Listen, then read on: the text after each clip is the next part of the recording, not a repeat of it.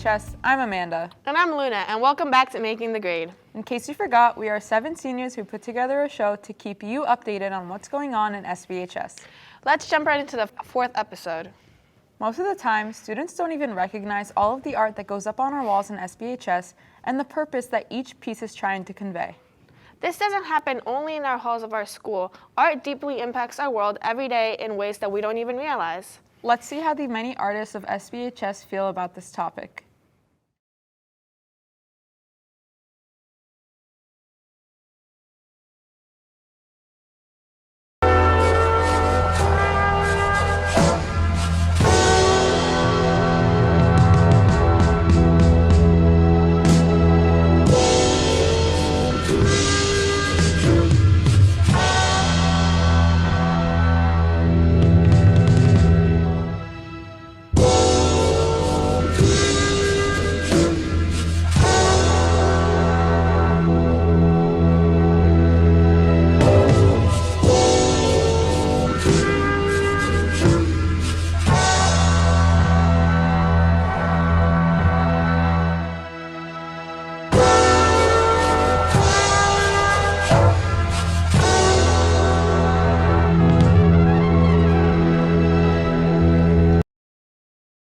My name is Mrs. Bufus.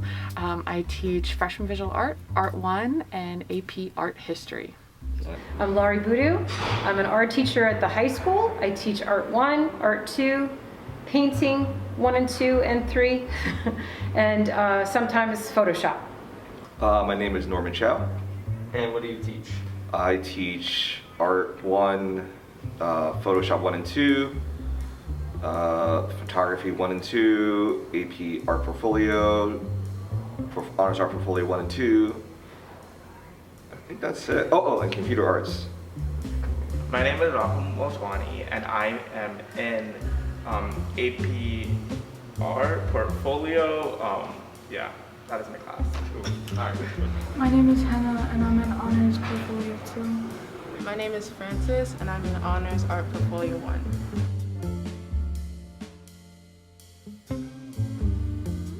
So art is important because it kind of just allows people to express things that they can't express.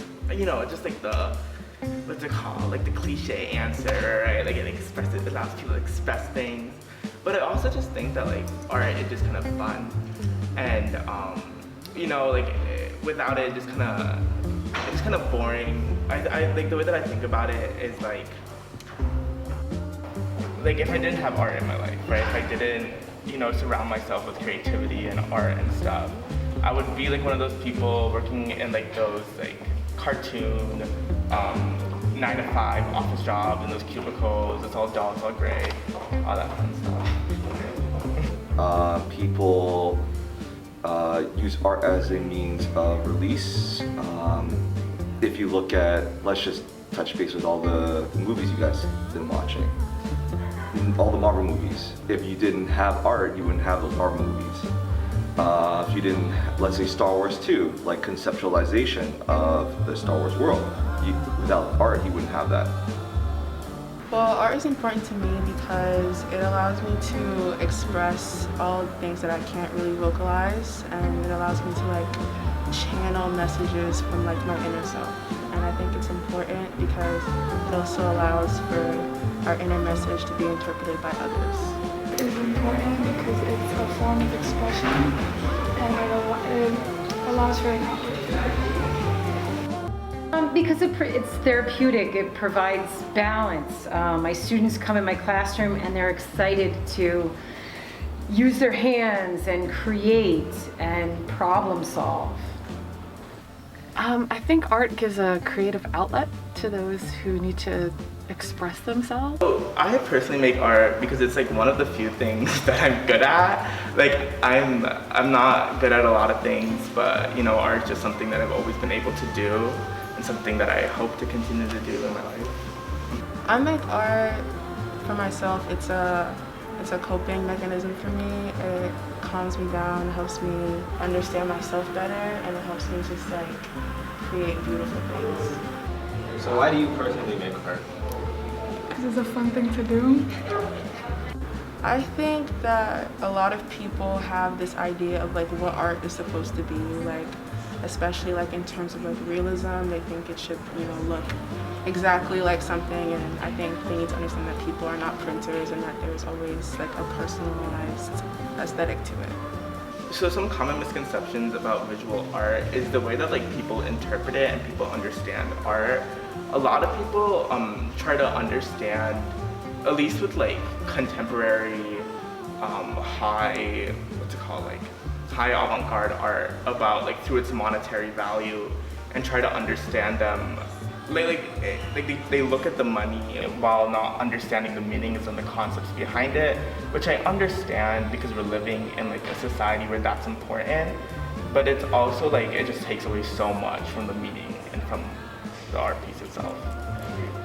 I think that it just allows kids to kind of take a break from like all these, academic classes. And if you see, we have a lot of murals at our school, and I think a lot of kids are excited to come together and make something that will be here for years. Well, I think the role of visual art in SBHS kind of helps to liven it up, helps to make it more than just a plain, boring building. This building would be really drab without it. And even with it, it's still kind of drab. And it's just kind of like, I think we need more murals. I think we need more art everywhere. It just kind of livens up the space. And it's just like there's studies that show, right, that like living in, being and learning in environments like this is very difficult, and it's very hard for students, and having that color and that vibrancy is really good for them. We have art basically everywhere, like on the walls and stuff, and the art teachers do a good job of like, what do you call that? Like displaying the art that their students make. That class, I love that class. I have it with Mr. Chow, and it's just an environment that allows us to teach each other, and we have a lot of freedom in the way we express ourselves and the types of mediums we use, and like what exactly our project is going to look like. And my teacher, he just supports us in any way that he can. So it's cool. So Art Portfolio is a high-level art course. It is for the students that have the skill set, like the technical skill set, as well as the creativity to create their own artwork, original artwork. It's a research-based art class where they have to research, conceptualize their idea. Think of it like writing, where they have to start with a thesis, and then from there narrow in on specific points of what they try to get across. They have to look at art styles, they have to experiment with what kind of medium would best help translate their idea. So it's very immersive, very research-based. Tell me about the art show.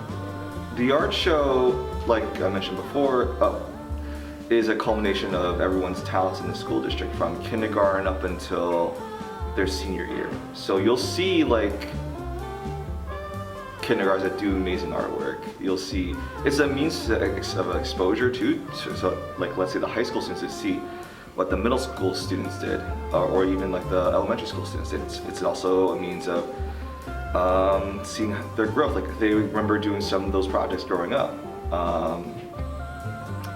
It's also a way for the younger kids, well, when we had it in person, was for the kids to see like, oh, this is the stuff you will be doing when you come to high school or middle school and so on and so forth. So I think the role of visual art in SBHS kind of helps to liven it up, helps to make it more than just a plain, boring building. This building would be really drab without it. And even with it, it's still kind of drab. And it's just kind of like, I think we need more murals. I think we need more art everywhere. It just kind of livens up the space. And it's just like there's studies that show, right, that like living in, like being and learning in environments like this is very difficult, and it's very hard for students, and having that color and that vibrancy is really good for them. I agree.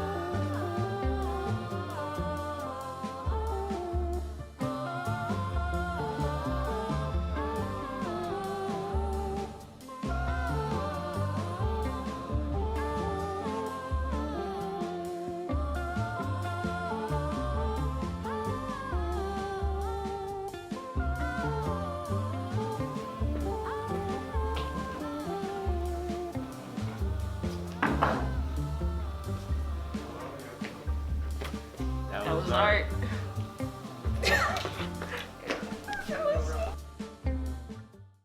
Art is more than just the strokes of a paintbrush. It's an instrument of self-expression, a way to communicate deep emotions, and means to understand the world around us. The more we recognize the importance of art in our everyday lives, the more we will be able to tap into the expressive world of color. Every year, students have the opportunity to sign up for classes that they want to take the following year. This is a very tough decision for many, as sophomores and juniors need to decide if they want to take any AP level courses. Let's take a look at some advice from your fellow peers and teachers. Are you struggling to pick your classes for next year? And wondering whether or not to take any APs? Well, we asked some staff and students who have experience with AP classes to share some advice to help you make your decision. Check it out! I absolutely believe it is worth it to take AP classes. It will prepare you for college. Some students who might otherwise be bored in their classes need the challenge of taking something difficult. I do believe it's worth it to take AP level classes if you're interested in the subject. My name is Jay Patel, and I've taken AP Micro, AP Macro, AP Government and Politics, and AP Environmental Science. AP Physics, AP Computer Science A, AP Calc AB, AP Chem, AP Lang, AP Stat, AP Bio, AP Psych, and I'm planning to take AP GovPol and AP Spanish next year. My name is Justin Negraval, and I teach AP Government and Politics. I'm Tim Burnett, I teach AP Chemistry. My name is John Lawley, and I teach AP Microeconomics and AP Macroeconomics. Hi, I'm Mrs. Bufus. I teach AP Art History here at the high school. My name is Miss Lear. I teach college composition. My name is Michael Schiess. I'm the Assistant Principal of Academic Leadership here at the high school. My main role with AP classes and exams is basically organizing all the courses and the teachers through College Board. I think one of the major misconceptions right now is if the course is easy or difficult. I think with the last couple of years, word has gone around for some students that APs were easier than previous years, but I don't think that is necessarily what's happening in those courses. So I took an AP exam in person. I've also taken it online, and my biggest advice would be not to stress about it too much because you've been preparing for it all year, and to just go into the test with confidence. For virtual and in-person AP exams, I feel like the in-person ones felt more real in a way. Like the virtual ones, like I was just in my room doing whatever I wanted, so they were definitely like a bit easier, but they both kind of had the same content. I would say it was still kind of the same things, the same kind of preparation. Cheating is taking place because people aren't valuing the learning as much as they are valuing the grade. And unfortunately, that's a systemic issue. Sadly, I think cheating is an unfortunate byproduct of education at all levels, whether it be AP or academic. I think it's just the pressure of school that gets to people at all levels. Doesn't matter. Everyone wants to achieve and succeed. No one wants to fail. And unfortunately, sometimes that's just seen as the way to avoid failure. You know, there's a lot of reasons why people might cheat, and it's not always to take a shortcut. Could be pressure. I try not to be cynical about cheating.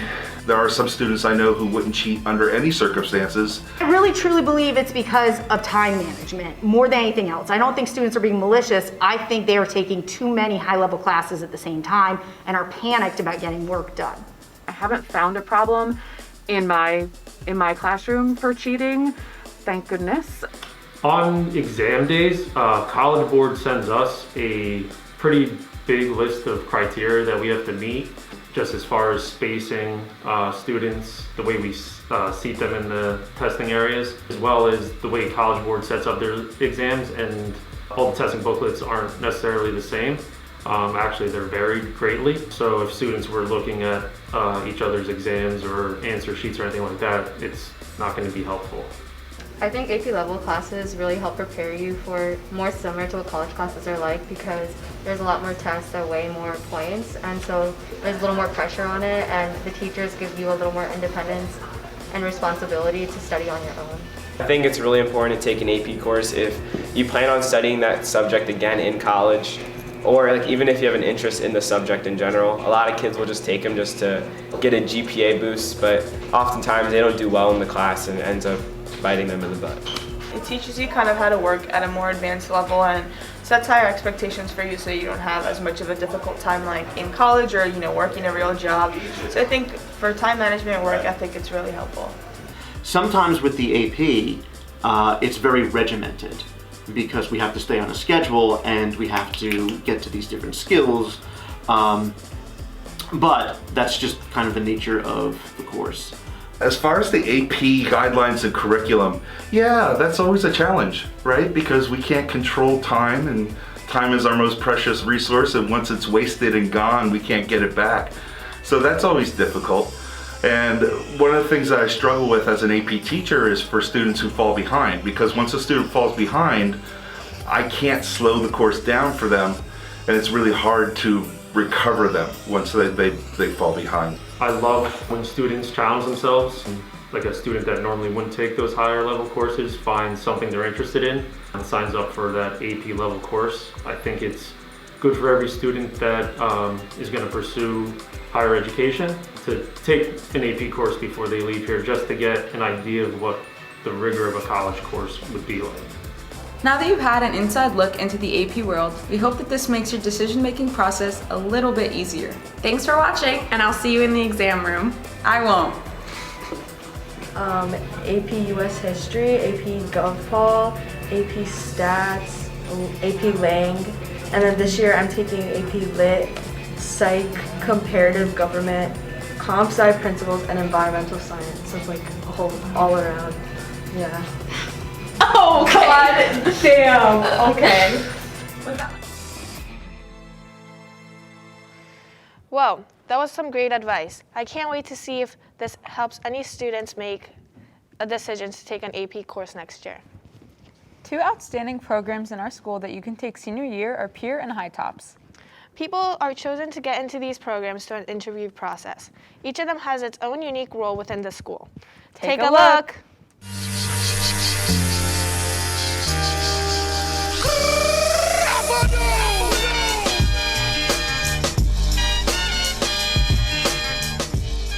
Ladies and gentlemen, boys and girls of all ages, welcome to tonight's showdown, HiTOPS versus Peer. It's going to get very intense tonight. Here we have Bianca representing Peer, and here we have Luna representing HiTOPS.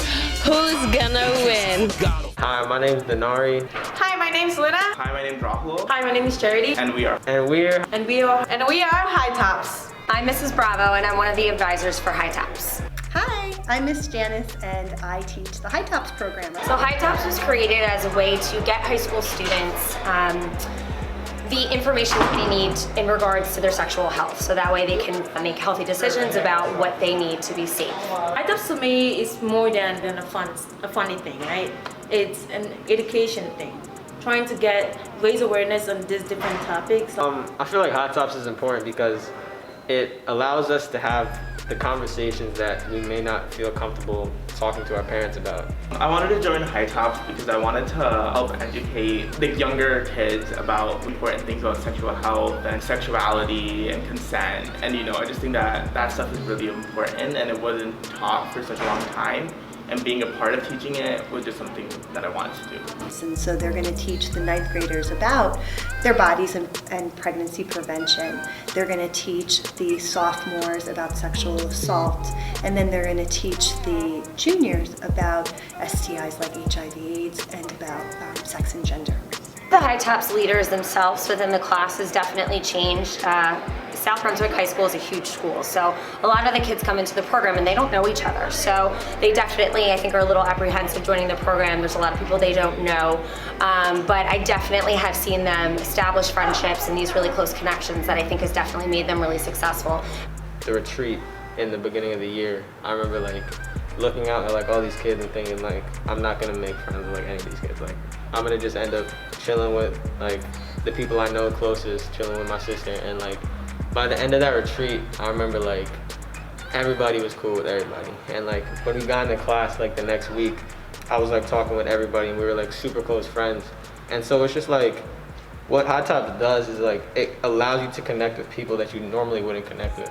It's just so fun. Like you see, we started off at 0 and now we're like almost at a 10. So in addition to just the course itself and delivering the workshops, we do actually do a lot of extra stuff with our classes.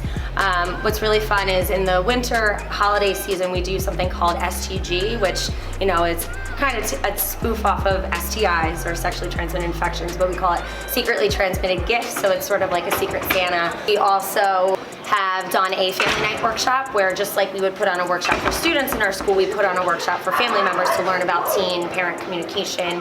We, later on in the year, will get to a welcome breakfast where after we go through interviews and select next year's HiTOPS leaders, we will have our current HiTOPS students kind of give them a letter and really welcome them into the program. We have that, and then also our end of the year retreat where we kind of do one final thing as a whole group to really just close out the year. 1, 2, 3, HiTOPS! Hi, my name is B-Swag. Hi, my name is Jack. Hi, my name is Bianca. And we are peer leaders. Hi, I'm Mrs. Haston, and I am a peer advisor. Hi, I'm Mr. Schwartz. I'm a health and phys ed teacher here at the high school, and I'm also one of the peer leadership advisors. So the program is about providing seniors with an opportunity to develop leadership skills within the school community, and also to act as mentors to the freshmen, the incoming freshmen. Obviously, our primary goal is to prepare our peer leaders for their deliveries. In addition to that, we are building those bonds between our seniors, right, and doing different activities with them so that they're comfortable with each other, and then that is reflected when they meet with their freshmen. So for this year, I definitely built a lot of new relationships, and I've gotten a lot closer with a lot of the people. It's almost like a family. Like you get to go to one another and discuss your problems if needed, and they're always there for you. On the first day of class, I remember we really didn't talk to each other as much, and our bonds now are just insane because every time we see each other, it's like, hey, always say hi to each other in the hallways. During the retreat, it is a time for us to really bond. We will answer different types of boundary breaking questions. We'll share things with each other that we may not necessarily feel comfortable sharing with others. We do a lot of cooperative learning activities. It's all about the bonding. The purpose of peer is really to get the freshmen heading in the right direction and advise them to take the right path in life. The purpose of peer to me is pretty much just to help freshmen transition into high school and get them more comfortable being just in the school around older people. I joined peer because when I was a freshman, my peer leaders were super cool. Shout out Alex, shout out Mike. They just got me really comfortable in the school. I felt really cool being a freshman talking to seniors. I joined peer to make new relationships and make new friends. So my experiences freshman year really encouraged me to join peer because my peer advisors, they were really nice to me and helped me transition into high school as a freshman. Our class, the 3B class, which I am the advisor of, has a unique school community opportunity where we go into a life skills class and we do a bunch of different activities. But that's just one reason why 3B is so special. My favorite part about being in peer is to see my friends every day and to get closer with them and also just talk about anything going on in the world today.